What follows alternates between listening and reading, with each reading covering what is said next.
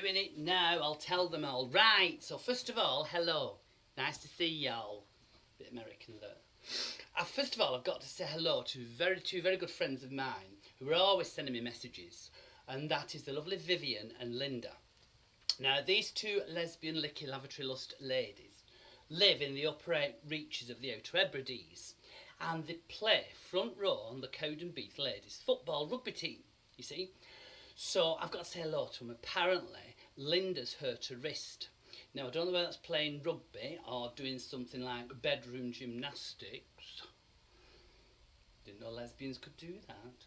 But anyway, Linda, I hope you're back to normal soon and your fists carrying on for what it was made for. Anyway, this week, I've got a toy boy. Shh, don't say a thing. Couldn't believe it. Me, my age, 39. And I pulled a toy boy. Oh, I'm so pleased. I'd been out to get my bunions massaged, you see. I'd gone to Maud Hopkins, who has this chiropodist down the road. And I thought, well, I'll go and see her, get my bunion done, because some man had run a trolley over it outside Co-op, and I thought, oh, there's no way I can do any fell walking with this. So I thought, I'll go and get it massaged. So I went in seeing her, didn't I? Anyway, she said, listen, I'm double booked. You'll have to have trainee. He's 21. He's called Justin. And he's a Gemini. Don't normally get on with Geminis, me. Anyway, he walked in. Mint green top, skin tight black trousers. I took one look at his packet. I thought, oh, I'll have to buy some plums on the way home. Oh, it were bulging. Anyway, he said apparently he had Destiny's Child playing. I walked in, I could hear Destiny's Child on stereo playing. He said he wanted to go into medicine, but only got a D in biology, so he had to go into chiropody. And apparently his dad's pleased he's gone into chiropody, although he can't experiment and practice on his dad, since his dad lost both his legs after the Battle of the Somme. So Justin apparently said to me, get in the chair and I'll do you. Well, couldn't refuse, could I? So I sat in that chair, took my stilly off, took my vinegar flavoured tights off, didn't I? One gonna go an itchy bra strap. It's worms again. So I sat in this chair, didn't I? And vinegar tights come off and everything. He started massaging my bunion. Well, let me just tell you, this touch that he had was like nothing I've ever experienced. Oh, it was soothing. I tell you, before Beyonce had finished Independent Woman, my foot was fully flexible. The healing touch that boy had, I couldn't believe it. After a couple of minutes, he said, how'd you feel? I thought, well, I'll show you. So I jumped up and did a round of the okey cokey for him, just to show me flexibility and my pain-free status and my rhythm. Next thing I know, just when you put your left leg in and pull your left leg out, Justin came behind me, slipped his hands underneath me, kissing and nibbling my neck. I didn't know where to put myself, honestly. He said to me, apparently, he said he likes an older woman as it's a mother figure. Apparently his mother had abandoned him when he was 3 days old on the steps of the local zoo, St. Kentigern Zoo. So he's never had a mother figure, really. Apparently he was brought up by the head zookeeper who became his father. And he never had children to play with, all he had was the baby animals, you know. Apparently he loves to wallow in mud. He'll only eat fish if you throw it at him. And if you give him peanuts, you'll be surprised where he can stick them. So, that's what happened. Anyway, he started snogging me, didn't he? Oh, his tongue was whipping in and out. My God, like nobody's business, I tell you. Oh, and he was touching me all over, and I'd never had nothing like it. You know, I mean, I've seen this in the paper where some man has to inform the police 24 hours before he has sex. A bit like Jack and me has to give me 2 weeks' notice before he wants to have sex, and I've got 2 weeks to think of a reason to refuse him. So, anyway, snogging me, playing with my nipples. Look at them, they're going up now, thinking about it. My nipples were like chapel hat pegs. I was wetter than a busted fridge. Let me oh, I was dripping. I tell you what, I couldn't believe it. I was dead embarrassed. I was so embarrassed because I'd been turned on so quick. I tried to defuse the situation. I said, do you know Elkie Brooks and Tommy Steele are going back into Born in the US of A? In America? It didn't work. He took me in his arms, lifted me up, which is not bad for a 21-year-old. Mind you, I'm only 9.5 stone. And he threw me on the couch. Oh. The next thing I know, my legs were parted to 20 to 4. Gusset and my knickers were coming off, and I was stripped naked, and I was holding this member in my hand. Oh, it was huge, I tell you.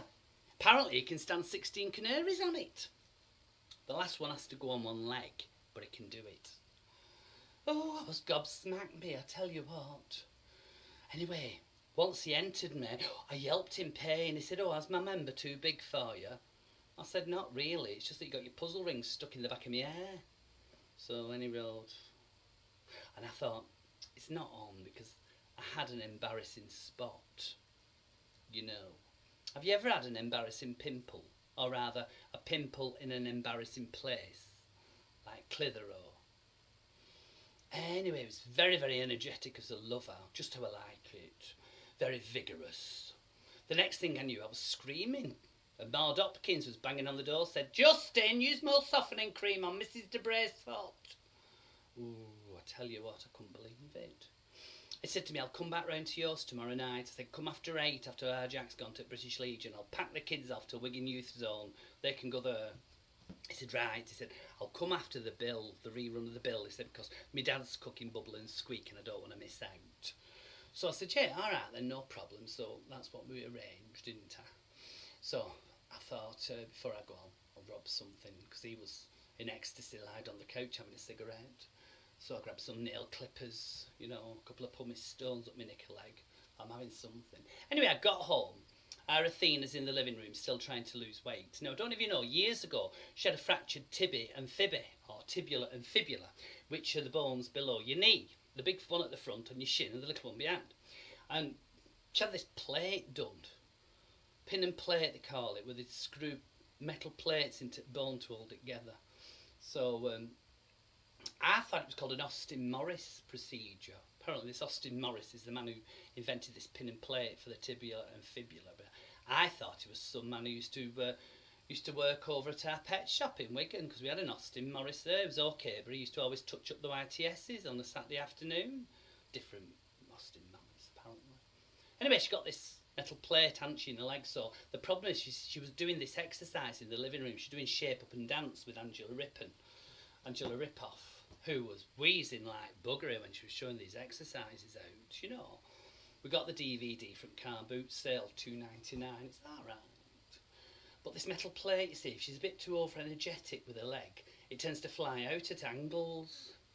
She once did it many, many years ago, and she caught a woman in the crutch. Brought on early menopause and a dropped uterus.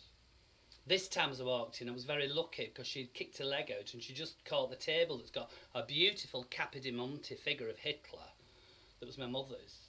Anyway, I just managed to catch it and a little bit chipped off the end. I thought, I'll be boss sticking later, then won't I? Do you know, this plate in the leg's terrible. I thought I was bad having a coil fitted, but this plate, if she coughs too loud, it changes the television at microwave tings. I once was watching, I thought Peggy Mitchell were doing cookery lessons, then I realised we'd gone over into a Turkish channel and didn't realise it. Tripod, he was in the kitchen, wasn't he, with our Tarquin Keanu watching, and Mitchell. He was stripping down a Honda 50 on my table. I was fuming. I said, "I want grease all over there. Filthy, get it out." Anyway, I packed them all off. I said, "Listen, here's some money, all of you. Go to Wigan Youth Zone. They're doing that sing-along a Sound of Music. You can join in there. Bugger off. I'm having a night on my own." Anyway, they went, so I thought, I'll go round to Sylvia Leach. You know my hairdresser? Sylvia Leach, reach for the bleach, Leach. Anyway, she touched up my roots with a bit of Peruvian mahogany. Got me ready, you know. And anyway, Justin, he arrived. That's his name, Justin. He arrived, didn't he? 9 o'clock. He arrived on his hoverboard. Oh, what a night we had. Talk about bedroom gymnastics.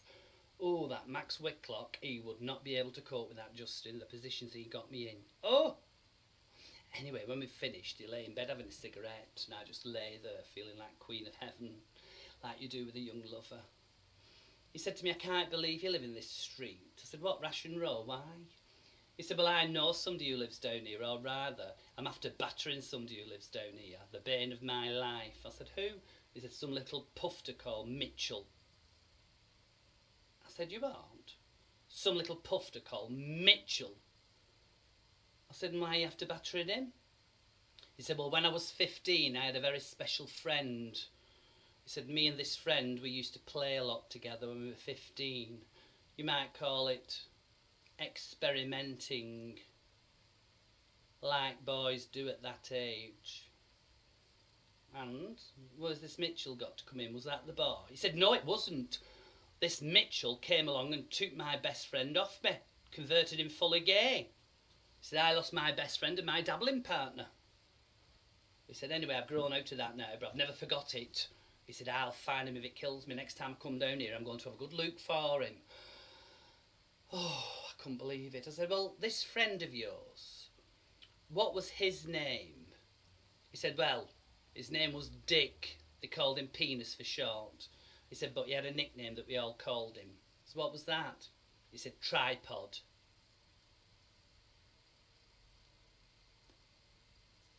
Knock me over with a feather. The plot thickens.